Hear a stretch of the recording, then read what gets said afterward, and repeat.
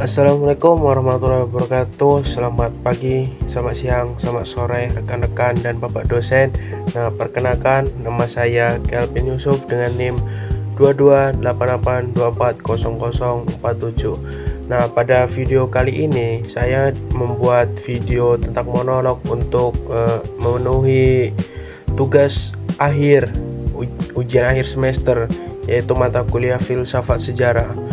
Nah, pada kali ini saya akan membahas tentang filsafat sejarah itu bukan hanyalah sekedar kronologi angka atau tahun, melainkan sebuah ruang refleksi kritis tentang bagaimana kita mengkonstruksi dan memakai makna masa lalu. Dalam video kritis berdurasi 10 hingga 10 menit ini saya akan mengupas tuntas 5 pendekatan berdasarkan dalam filsafat sejarah, yaitu Cover-Learning Law Model dan Hermeneutik historis dan narativisme dan postmodernisme. Nah, pada kali ini kita akan tidak hanya melihat tentang definisinya, tetapi juga membedah anatomi teoristis, kelebihan dan kelemahan kompetensi kritis. Nah, hingga aplikasinya pada peristiwa sejarah itu menjadi nyata atau real. Nah, mari kita masuk pada pembahasan pendekatan pertama. Nah, pada pendekatan pertama ini yaitu Cover-Learning Law Model atau bisa disingkat yaitu CLM. Nah, pendekatan Cover-Learning Law Model ini atau bisa disingkat CLM ini lahir dari rahim positivisme logis pada abad ke-20 dengan tokoh utamanya yaitu filsuf sains bernama Carl Hempel. Carl Hempel ini berargumen bahwa sejarah itu jika ingin diakui sebagai ilmu pengetahuan yang ilmiah dan objektif, maka harus menggunakan metode yang sama dengan ilmu-ilmu alam seperti fisika atau kimia. Nah, CLM ini menggunakan model eksplanasi deduktif nomologis. Artinya sebuah peristiwa sejarah dapat dijelaskan secara ilmiah dan hanya jika sejarawan mampu menyatukan dua unsur utama. Pertama yaitu antecedent condition, yaitu atau kondisi-kondisi spesifik yang mendahului peristiwa. Nah, yang kedua itu general law atau hukum-hukum umum universe yang mengaturnya, yaitu logikanya jika kondisi terjadi dan hukum universal itu berlaku, maka secara niscaya peristiwa itu pasti akan meletus. Nah, di sini juga sejarah dipandang memiliki pola kualitas atau sebab akibat yang mekanistik. Nah, sebagai contohnya itu diterapkan pada peristiwa yaitu revolusi Prancis tahun 1789. Nah, sejarawan itu menggunakan CLM tidak akan melihat peristiwa ini sebagai kebetulan unik.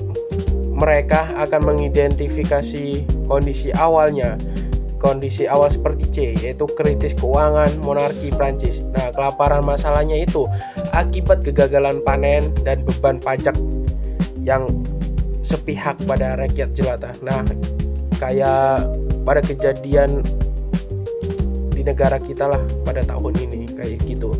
Nah, kemudian mereka memasukkannya ke dalam hukum-hukum umum sosiologi yang berbunyi apabila terjadi kesenjangan ekonomi yang ekstrim dan penindasan politik tanpa saluran aspirasi, maka masyarakat secara kolektif akan melakukan pemberontakan untuk meruntuhkan struktur kekuasaan.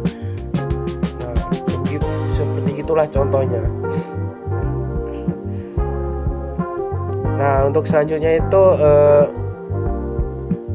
hermeneutika.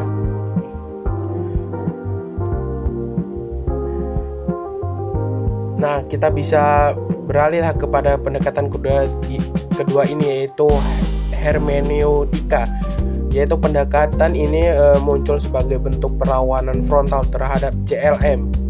Filsuf seperti Wilhelm Dilthey yaitu menegaskan bahwa menyatakan sejarah manusia ini dengan ilmu alam, yaitu keselamatan fatal. Nah, mengapa?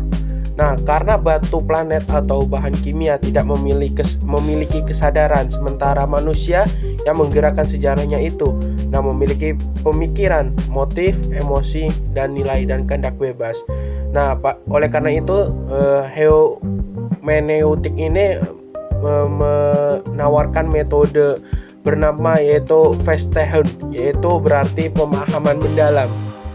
Secara empatik, tugas sejarawan itu bukan mencari hukum universe atau penindasan, melainkan melakukan rekonstruksi imajinatif untuk memasukkan ke dalam dunia mental dan batin pada para aktor masa lalunya itu. Nah, kita harus mengerti mengapa mereka itu mengambil keputusan tersebut. Nah, berdasarkan sudut pandang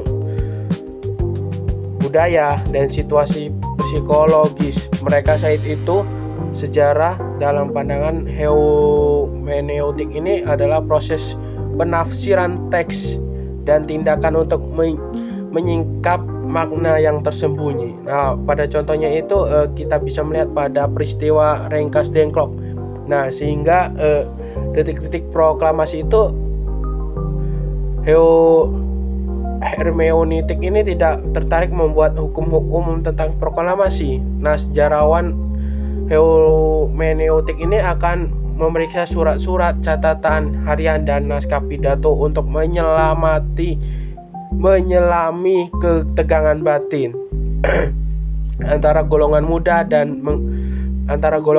yang menggebu-gebu dan golongan tua yang penuh kalkulisasi politik. Nah, kita diajak memahami rasa tanggung jawab, kekhawatiran akan pertumbuhan darah dengan antara Jepang hingga visi kebangsaan yang berkecimpung di dalam pikiran Soekarno dan Hatta pada malam sebelum teks proklamasi dibacakannya itu. Nah, yang ketiga ini pendekatan historisme, sebuah mazhab yang sangat kuat memengaruhi historis modern, yaitu dipelopori oleh sejarawan Jerman yaitu yang bernama Leopold von Ranke. Historis ini keyakinan bahwa setiap periode sejarah itu, setiap budaya dan setiap peristiwa bersifat unik atau mandiri, atau termediasikan sebagai sui generis.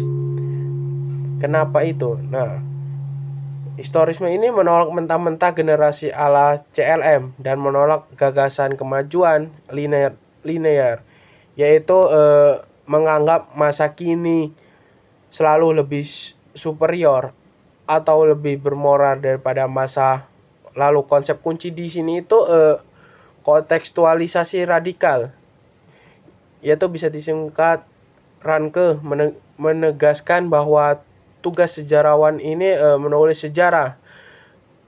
Nah, sebagai peristiwa itu benar-benar terjadi, untuk mencapai sejarawan harus membersihkan dirinya dari bias masa kini dan tidak boleh menghakimi tindakan manusia masa lalu menggunakan standar moral atau etika atau teknologi modern.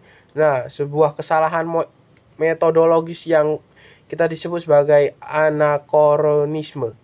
Nah, sebagai contohnya itu penerapan konkretnya, yaitu saat kita menganalisis atau kebijakan tanam paksa dan kulturel 1830 di Hindia Belanda menggunakan kacamata nilai hak asasi manusia. Hari ini kita akan langsung mengutuk kebijakan tersebut sebagai kejahatan manusia yang murni kejam.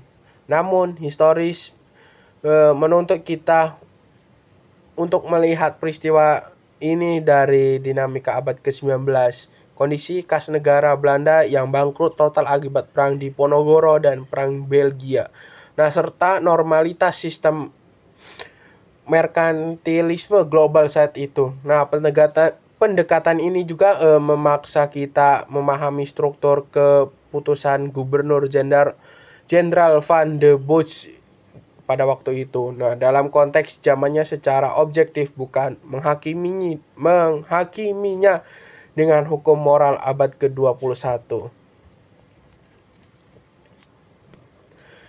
Nah, selanjutnya itu pendekatan narativisme. Nah, pada memasuki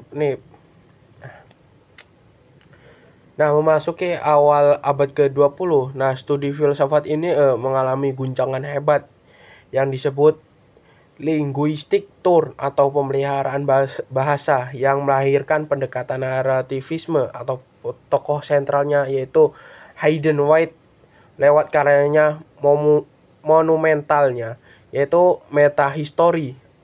Nah, narativisme ini membongkar asumsi bahwa sejarawan bisa memotret masa lalu secara murni atau objektif.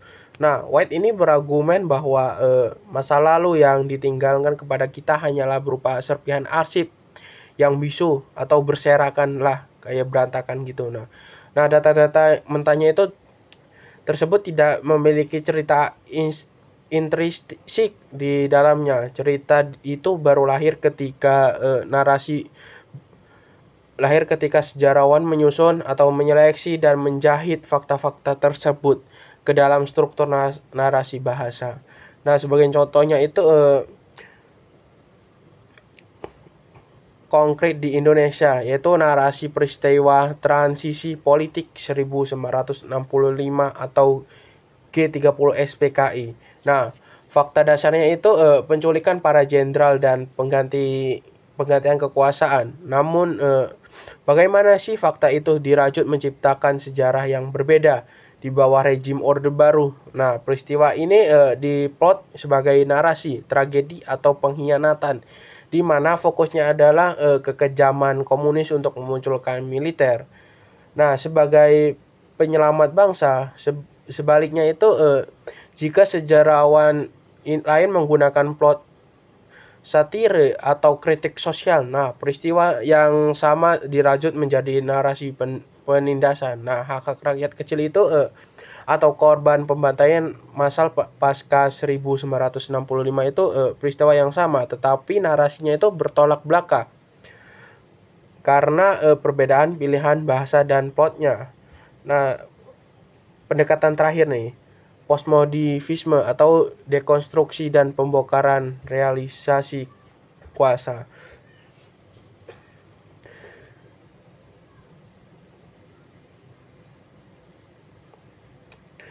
Nah, pendekatan postmodernisme ini yang didorong oleh pemikiran radikal seperti Michel Foucault atau Ken Jenkins. Nah, jika narativisme itu menyatakan sejarah itu adalah cerita. Nah, sedangkan postmodernisme ini melangkah lebih jauh dengan bertanya cerita milik ini siapa atau untuk kepentingan siapa, cerita ini dibuat untuk siapa. Nah, postmodernisme ini menolak apa yang disebut sebagai grand naratif atau narasi besar, yaitu klaim-klaim universal bahwa sejarah manusia ini bergerak menuju satu titik yang agung seperti kebebasan mutlak atau kemajuan peradaban atau kemenangan demokrasi bagi para postmodernis ini. Nah, sejarah tertulis selalu merupakan produk dari relasi kuasa. Institusi yang berkuasalah yang mengontrol dokumen resmi. Nah, medikte apa yang wajib diingat? Nah, di buku pelajaran sekolah atau memaksa apa yang harus dilupakan dan dikubur dari ingatan publik adalah postmodernisme itu bertujuan melakukan dekonstruksi atau membongkar bias kekuasaan tersebut. Postmodernisme ini bertujuan dan mengatakan minor historis atau narasi-narasi kecil selama ini yang selama dibungkam. Nah, sekian dari video kami. Wassalamualaikum warahmatullahi wabarakatuh.